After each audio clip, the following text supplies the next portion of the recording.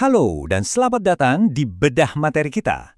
Pernah nggak sih Anda nanya ke diri sendiri, kok ada ya orang yang kayaknya rajin banget, kerja terus nggak ada capeknya, sementara yang lain gampang banget dilabeli pemalas? Nah, hari ini kita bakal bongkar habis-habisan stigma yang udah mengakar banget di masyarakat. Kita bakal lihat sains dan data keras di balik motivasi harian kita. Tujuannya simpel banget. Kita mau hapus rasa bersalah itu dan ngasih lihat kalau apa yang sering dicap sebagai malas bisa jadi sebenarnya adalah kekuatan super Anda yang belum terasa. Coba bayangkan ini, kita hidup di era hustle culture, di mana produktivitas itu diukur dari seberapa sibuk jadwal kita. Berat banget kan tekanannya, tapi gimana kalau saya kasih tahu fakta yang lumayan provokatif? Gimana kalau rasa malas atau rajin itu sebenarnya udah tertulis di otak dan DNA Anda sejak lahir? Wah, kalau beneran gitu berarti Anda nggak perlu lagi kan nyalahin diri sendiri terus-terusan? Yuk kita cari tahu bareng-bareng. Oke, biar rapi, ini alur bedah materi kita.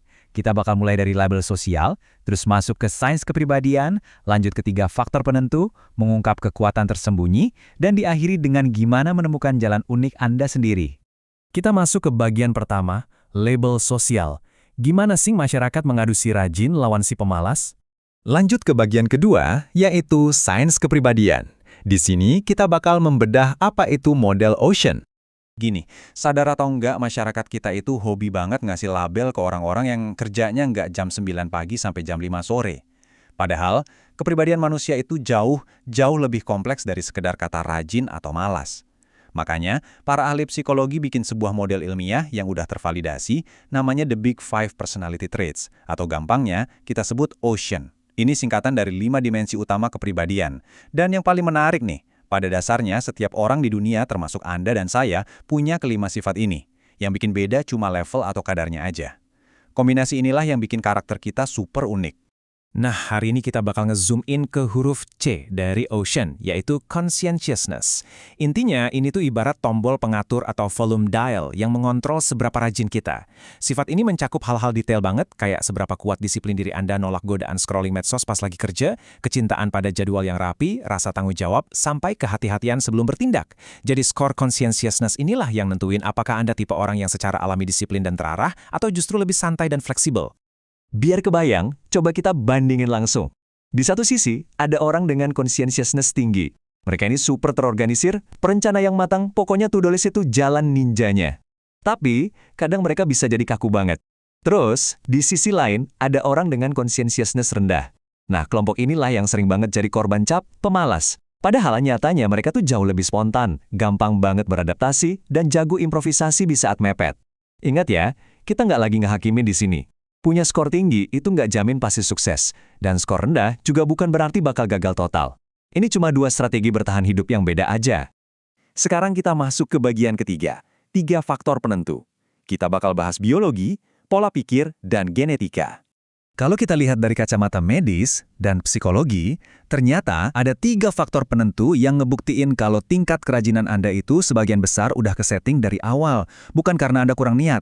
3 faktor itu adalah struktur otak, pola pikir soal usaha lawan hasil, dan warisan genetik. Mari kita kupas satu-satu ya. Pertama, kita bahas mesin utamanya dulu, otak Anda. Di otak kita, ada area spesifik yang tugasnya ngurusin perencanaan, fokus, dan kontrol diri. Namanya korteks prefrontal. Fakta neuroscience-nya benar-benar bikin mind-blowing nih. Orang yang secara fisik punya volume atau ketebalan lebih besar di bagian korteks prefrontal ini, secara alami bakalan punya tingkat conscientiousness yang lebih tinggi. Jadi kemampuan Anda buat bikin rencana hidup itu literalnya didikte sama bentuk fisik otak Anda sendiri. Gila kan? Oke, lanjut ke faktor kedua, ini ranahnya psikologis. Jebakan mental. Kadang kita tuh gampang banget overthinking. Contoh gampangnya nih, pas lagi niat mau ngecilin perut buncit. Anda bukannya malas atau jahat, tapi otak Anda udah keburu mikirin capeknya lari pagi, atau ribetnya ngatur pola makan. Anda terlalu fokus sama rasa sakit dan repotnya proses itu, sampai-sampai Anda lupa sama hadiah akhirnya, yaitu badan yang sehat dan gak gampang capek. Ini jebakan pola pikir yang diam-diam sering banget nahan langkah kita.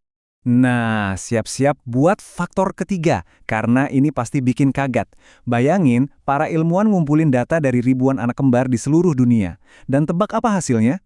mereka nemuin kalau sekitar 41-44% perbedaan sifat consciousness kita itu berhubungan langsung sama genetik. Serius, hampir setengah dari kecenderungan alami Anda buat jadi rajin atau santai itu warisan biologis dari orang tua. Jadi ya, separuhnya emang udah ada di DNA Anda dari sananya. Tapi tunggu dulu, kalau genetik nyumbang sekitar setengahnya, sisanya dari mana dong? Nah, 50% sisanya ini dibentuk dari lingkungan sekitar Anda. Hal-hal kayak gimana cara orang tua mendidik Anda, pengalaman hidup unik yang Anda lewati, sampai hal sepele kayak apakah di rumah Anda banyak buku bacaan waktu Anda kecil. Jadi, lingkungan inilah yang bakal melengkapi DNA Anda buat ngebentuk kepribadian Anda yang sekarang. Kita lanjut ke bagian keempat, kekuatan tersembunyi. Gimana caranya berkembang maksimal buat Anda yang punya conscientiousness rendah? Coba deh kita perhatiin dunia kerja. Orang yang punya conscientiousness rendah itu bakal menderita banget dan kelihatan super males kalau dipaksa kerja di bidang yang kaku, monoton, dan butuh ketelitian dewa, kayak akuntan atau peneliti jangka panjang. Rutinitas itu ibarat racun buat mereka. Tapi dengerin ini, justru karena mereka nggak suka rencana yang kaku, mereka itu jago banget beradaptasi di lingkungan yang dinamis dan serba cepat. Coba taruh mereka di posisi sales, event organizer, atau industri kreatif. Boom!